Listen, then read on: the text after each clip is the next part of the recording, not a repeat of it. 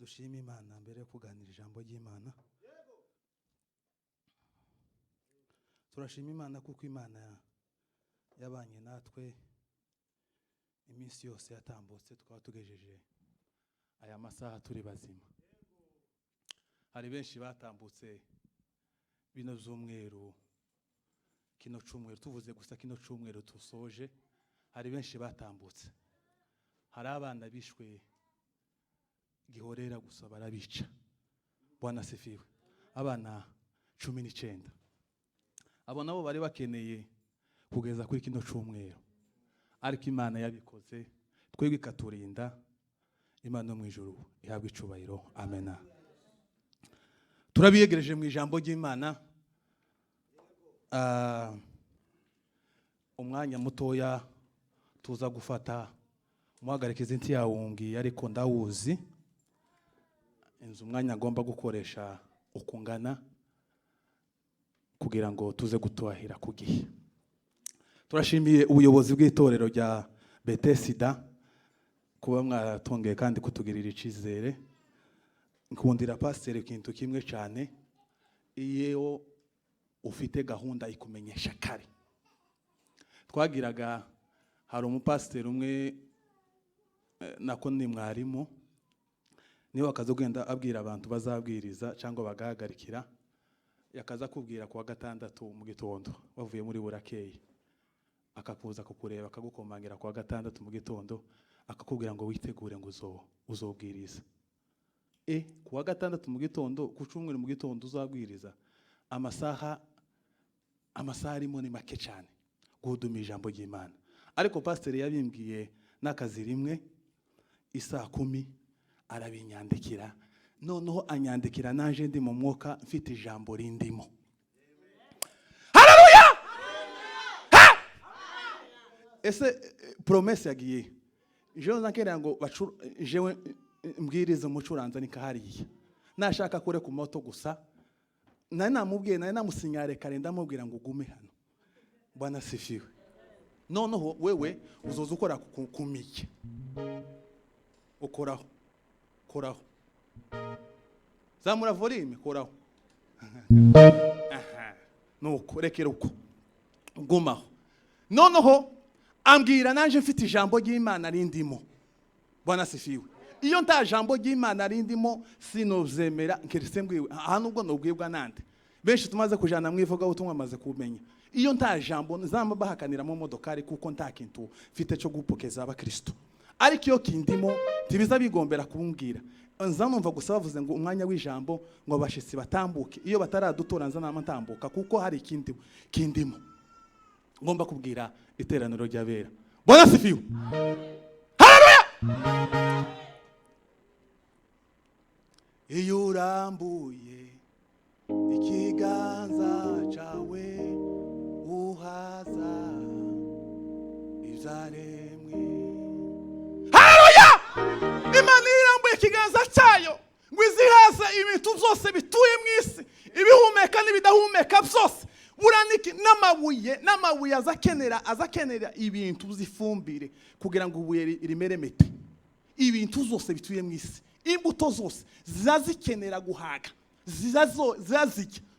Ivyaremwe byose bizabiruhuka iyo data arambuye ikiganza cyayo. Bwana sifiwe sana. Akisema ndiyo, nani yawezaye kupinga? Abaririmbyi bashoboye begereza mikrofone bazicarana iruhande rwabo, kuko indirimbo je izitibukamo nkamanyiririmba, noneho bakamfasha mu ruhande rwabo. Bwana sifiwe sana. Rero dushimiye, duhaye kazi abantu babashitsi, duhaje kazi famille munini. Imana mu ijuru umugisha. Na Jane nuko mwakazi, nanje ndashara umushitsi hano ntamwaka ndagira, ariko namwe mama mwisanga muri iki kivunge cyo kuza vuba. Nanje ntamwaka papa, naje mu kwa 9 kurumva ndacari sindamenya n'imihanda ya, ariko turabiyegereje. Imana mu ijuru umugisha ku iparuwase yacu B.C.N, kandi iyo ntebe bababwiye ni yanyu. Timuka yitware gusa, ariko muza muyicareho aho wicaye nyine. Jane naho na hariya munini azegere nk'imbere, bagabo bazabegera nk'imbere, abasore bakaja nk'inyuma, uzegere nk'imbere gusa, ariko intebe ni yawe. turabiyegereje tugiye kuganira ijambo ry'Imana rivuga ngo izere umwami Yesu. Nareganiriye ubushize numva ritarangiye muri jewe, ndavuga ngo nimpabwa kandi agatuti nzongera kandi ndivugeho. Bwana sifiwe. Yes. Dusome ijambo ry'Imana uko naza mbiyegereza mu ijambo ry'Imana. Dusome ibyakozwe n'intumwa 16 umurongo wa 31. Fidele na turebera 16 ibyakozwe n'intumwa 31. Ibyakozwe n'intumwa 16 umurongo wa 31.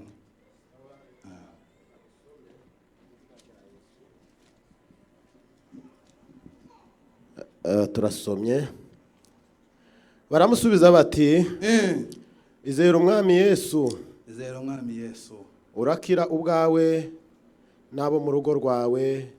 Amen. Amen. Niryo jambo tuganira kukira twashoje. Niryo ntvugira n'amadute gusoma handi. Nushaka urebe ukomeza urambura igitabo cy'Abayiburayi ariko ndaza kubwira igihe ugiza kugisomera 11 murongo wa 13. Abahiburayi 11 murongo wa 13 komeza kuhari washiraho agapapuro. Haleluya! Iki ni igitabo baza bavuga ngo ni mwisezerano risha.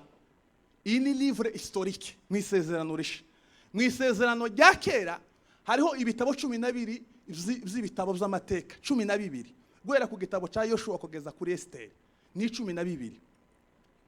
Yoshua, abacamanza, Rusi, Samweli wa mbere, Samweli wa kabiri, abami ba mbere, abami ba kabiri, ingoma za mbere, ingoma za kabiri, ukagenda kuri Ezra, Nehemia, Esther. 12 ivyo ni iby'ibitabo by'amateka. Ariko tugiye mu isezerano risha, iri sezerano turimo iki gihe.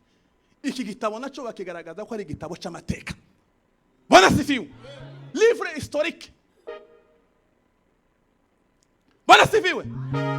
Rero ibi nizo umwuka yakoresheje intumwa kandi kigabuyemo ibice bibiri. Bwana sifiwe. Kigabuyemo ibice bibiri. Kigabuyemo igice cya mbere n'ugwera ku gice cya mbere kugeza ku gice cya 12. Ico kivuga mu mateka cyane cyane y'intumwa Petero. Petero yagira icicaro ciwe yakazagenda mwivuga butumwa, yagenda agasha gutanga raporo muri Yerusalemu. Bwana sifiwe sana. Eje gutanga raporo muri Yerusalemu aho niho hari icicaro ciwe. Igice cya kabiri kiza kiva ku gice cya 13 kugeza ku gice cya 28 kivugamo cyane cyane umuntu wiganjemo cyane ni Paulo nawe akagira icicaro ciwe Antiokia.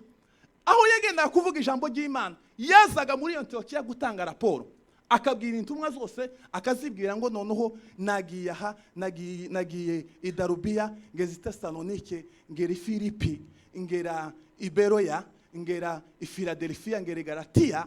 Noneho hakozwe iyi mirimo, ababatijwe naba abakira ijambo ry'Imana, nafanguye amaparuwasi agatanga muri Antiokia. Bwana sifiwe sana. Ageze ku gice cya 16 yagiye mu rugendo rwe rwa kabiri. Urugendo rwe rwa mbere rwatangiye 13 kugeza 15 rurarangira 16 yinjira mu rugendo rwe rwa kabiri ari kumwe na Timotheo, ari kumwe na Luka, ari kumwe na Sila. Bwana sifiwe sana. Iyo urambuye ikiganza cyawe uhaza ibyaremwe, iyo urambuye ikiganza cyawe uhaza ibyaremwe. Ngize itaje ya promesse. Bwana sifiwe. Hallelujah. Ngiye kuzagutwerera amafaranga.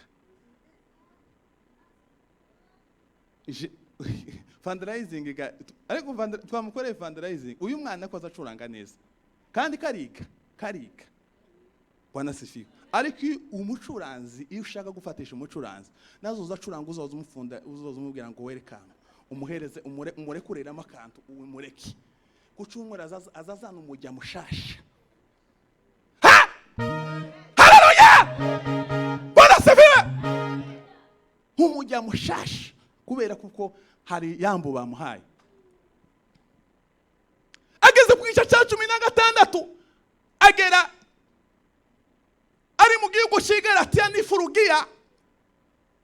muri Aziya ngo bajyanye ngo bifuzaga kuja kuvuga ubutumwa muri Aziya, ariko umwuka wera arababuza arababwira ngo ntimugomba kuvuga ubutumwa muri Aziya. Bageze i Torowa ngo barajyama mu ijoro, marayika ngo w'Uwiteka ngo arabamanukira arababwira ngo ntago mugomba kuja i Aziya, ahubwo mugomba kuja i Makedoniya, kuko niyo mufite umurimo ukomeye cyane mugomba gukora. Ngo bazuse mu gitondo bari i Torowa ngo bamenye neza kuko bahamagare kuvuga ubutumwa bwiza i Makedoniya. Duheze sicubahiro. Haleluya! Abakristo bagira amapu y'ijuru. Ntabwo ari upfa kugenda gusa ngo baraguhamagaye ntubajije Imana ngo se mvuga ubutumwa muri Bethsaida cyangwa manuke muri Shalom cyangwa manuke muri Texas, ukamfa kugenda ngumvishije telefone baraguhamagaye hakwanamgaye agasore k'akanebwe kazindutse mu ibara kikiye kuri telefone ngo bafite amakutano ngo nawe genda. Pepo mbaya, ugomba kubaza Imana ukavuga ngo Mana bimeze bite comment la situation en fait. Duheze sicubahiro. Ukomeze muzamure mu amazi. Ukomeze muzamure. Twagiraga bishop yakaza ngo mumanze kwanza muri ndakaririmba mu amazi.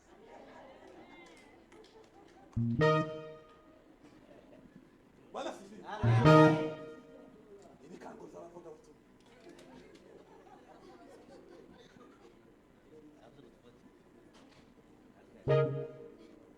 Mwaya manuye. Ugomba kubaza Imana, ukabaza Imana ngo comment la situation en fait. Koriki ije kuvuga ubutumwa Makedoniya cyangwa je muri Aziya, umwuka wera ngo mwamiriza neza kuko ugomba kuvuga ubutumwa muri Makedoniya. Ngo aramanuka ngo Vitoroya ngo aramanuka agera ngo mu ntara y'i Makedoniya. Baravuga ngo saho gusaja mu mudugudu witwa Filipi, aho niho ugomba gutangirira evangelization. Bwana sifiwe sana. Iyo urambuye ikiganza cyawe uhaza izaremwe ibibazo ufite none nibwo buhamya bwawe bw'ejo. Amarira urira none nibwo buhamya bwawe bw'ejo. Haleluya! Ageze aho hantu ngo vuga ubutumwa muri Filipi, ariko ngo bageze ngo kwisabato ngo amenye amakuru kuko ngo hari abantu bataramye inyuma y'umudugudu ngo ashayo. Aravuga ngo rekeje kureba igitaramo cyabere inyuma y'umudugudu. Ngo ageze ngo asanga ngo abadamu beza bacaniriye igitaramo. Bwana sifiwe. Haleluya. Ngo bakimubona bakimukubita amaso baravuga ngo unta wundi ngo ni Paulo, ngo none ijambo ni ryawe. Bwana sifiwe. Amen. Ngo aganira ijambo ry'Imana, uyuzuye ubwiza bw'Imana. Arababwira ngo mwizere Yesu Kristo mukizwe mubatizwe. Bwana sifiwe. Ngo Rudiya ngo umugore wacuruzaga imyenda y'imihengere ngo kanayirangura. Ubucuruzi bwatangiye kera, nuzozucuruza uzoza umenya ngo si utangiye wewe, si wewe wa mbere utangiye. Hari abantu batangiye kera kandi gucuruza ibintu bihenze. Umuntu asigaye agira iduka riva hano na hari akama yikubita ugatima ngo jewe buri iduka ryose ni ryanje. Hari abantu bacuruje imyenda y'imihengeri. Haleluya! Amen. Rudiya ngo Imana ngumukingurira umutima ngo yakira ijambo ry'Imana. Abwira Paulo arababwira ngo asenike cyambuza kwizera Imana. Ngo muze murari wanje ngo mubatize jewe nabo muzu yanje twese mutubatize. Ngo Paulo ngo akigenda avuga ubutumwa bwiza ngo ahura ngo n'umuntu ngo uzuye ngo abadayimoni ngo yaragurizaga ngo bashebuja ngo kabazanira indamu. Bwana sifiwe. Amen. Bwana sifiwe. Haleluya. Tumbira Yesu niwe gisubizo cy'ibibazo wibaza kuzima bwawe. Haleluya. Amen. Arababwira ngo wowe utwara wose abadayimoni, agenda avuga abadayimoni n'abazamenya ko turabakoze b'Imana. Aravuga ngo nukuri kw'Imana ngo babagabo Paulo na Sila na Luka na Timotheo ngo nukuri kw'Imana barimo baravuga ijambo ry'Imana ngo kandi barimo bavuga ngo izagakiza ngo mwumve ibi bintu. Ngo ariko ngo barembeje cyane kuko ngo yari yuzuye abadayimoni, ntabwo yari yuzuye umwuka wera. Abadayimoni baza bamenya abuzuye umwuka wera n'abatuzuye umwuka wera. Buriya baza baducaca. Uzabaze ntukabaza abakristo ngo uraza yuzuye, genda ubaza abapagani nibo batuzi. Twageraga abapagani mu nkambi y'iwacu y'Inyabiheke bakaza bicara ku mabuye ahantu hose, abantu kuri santre y'inkambi bakicara ku mabuye abapagani. Banasifiwe.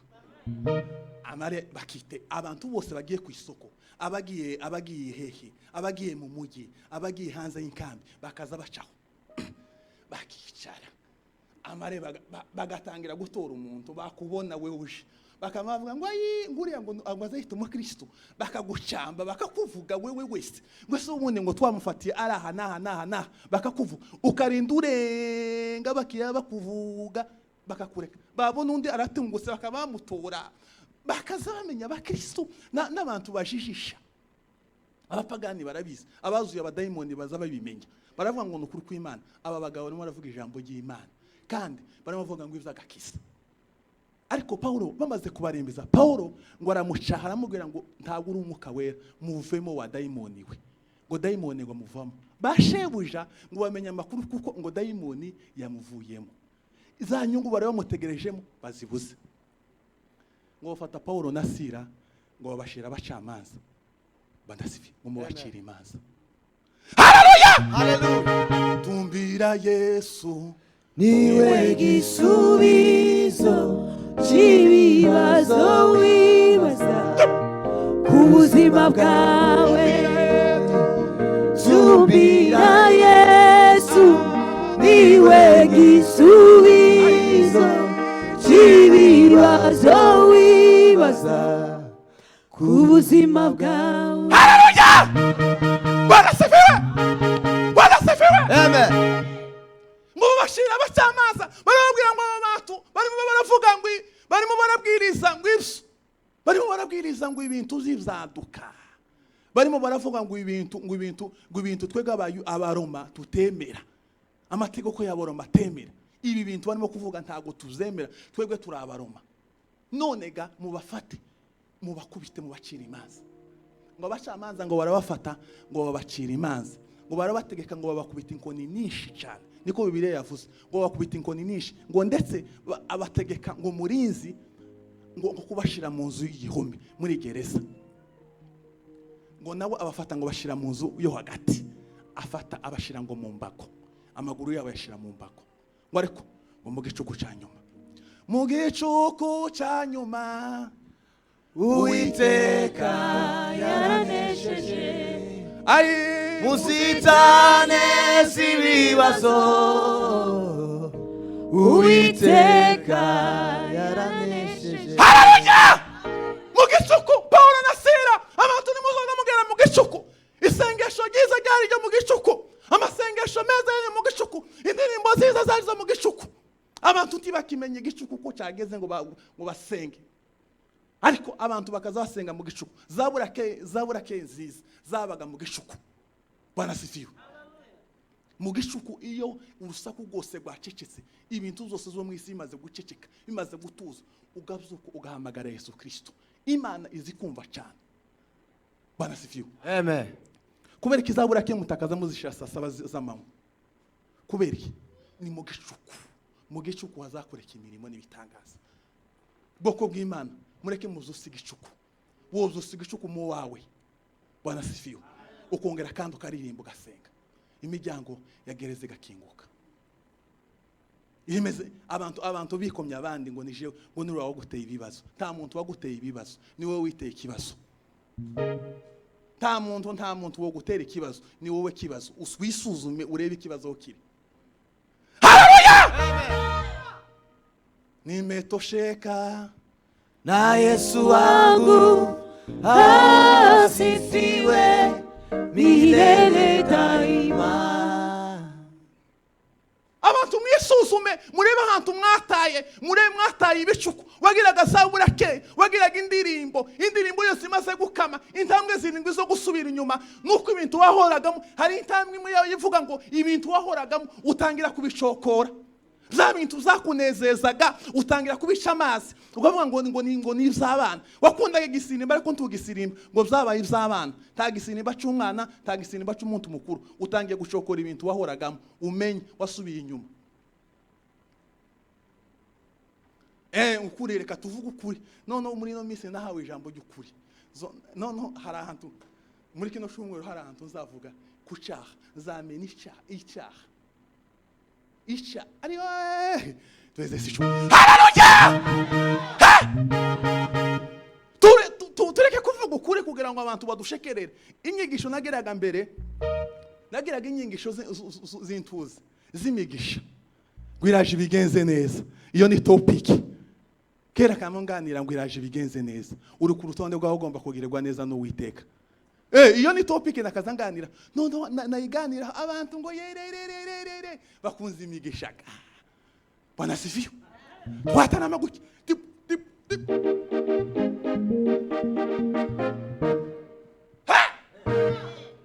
Umujya ucura reka ihe. None uzaje kuri Google. Uguguringi. Urebe imigi. Wiga imigi. Ariko urabizi courage cyane. Arabizi cyane kandi Imana ikomeze kumugirira neza. None bageze mu gicuku. Paulo na Sila ngo barasenga, bararirimba. Barasenga barahudumira muri ico gicuku. Barasenga ngo izindi mbohe zose zirabumva, ngo bafatikanye nawe gusenga no guhimbaza Imana. Ngo iminyururu ngo iradohoka. Gereza irakinguka.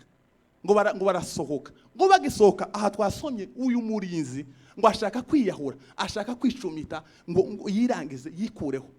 Bwana sifi. Kuko yarazi kuko imbohe zose zamucitse. Ariko Paulo aramubwira ngo we kwigirira nabi, turi hano twese. Bwana sifiwe. Nta numwe wagucitse. Twese turi hano, abavuye muri gereza bose. Twese turi hano. None ngwino kora icyo ushaka. Nimba udusubizamo nta kibazo. Numba uturekura tutakibazo. Ariko icyakozwe nuko iminyururu yadohotse. Bwana sifiwe. Imiryango irakinguka. Hari imbaraga zibasha gukuraho iminyururu ikuboshe. Bwana sifiwe. Ni imbaraga zo kuririmba no gusenga. Numara gutakaza ibintu kuririmba no gusenga. Hari nigenza abantu turi muri kampani. Karirimba ni meto sheka turi kuri line. Na Yesu wangu mugapfukamunwa. Oh asifiwe mile. Indirimbo zagushizemo umenye kuko warangiye. Iyo amasengesho yagushizemo umenye no muri kampani boneze gugasenga. Wokora ihuduma muri kampani, ugafunga muri kampani. Bwana sifiwe. Haleluya! Ariko abantu ntibatinya abantu ntibatinya. Haleluya! Abantu bekigiye basigaye bacokora, agashokora n'ibintu yakundaga. Ariko uwo murinzi ngo araza arababwira ngo se nakora iki? Hano twasomye ngo se nakora iki kugira ngo nanje mbashe kwizera Imana? Aramubwira ngo ntakindi ni ukwizera ijambo ry'Imana, ukizera ijambo ry'Imana. Aramubwira ngo nakora iki kugira ngo nizere ijambo ry'Imana? Aramubwira ngo ntakindi twakora uretse kwizera ijambo ry'Imana, ukizera Yesu Kristo k'Umwami n'Umukiza wawe, kandi ukabasha kubatizwa mu izina rya Yesu Kristo. Apana mu izina ry'abandi. Hari izina rya Apollo, izina rya Peter, izina rya abo bose bongeraga kandi kubatizwa mu izina rya Yesu Kristo. Ariko aramubwira ngo wemere ubatizwe mu izina rya Yesu Kristo. Ngo amavuga ngo nukuri ngo ntago munsiga, ngo amabatwara mu wiwe, ngo abomora ibisebe byose bari babakubise, ngo abatizwa nabo mu nzu yiwe bose bakira Yesu k'Umwami n'Umukiza. Ijambo ry'Imana ribaganze. Amen.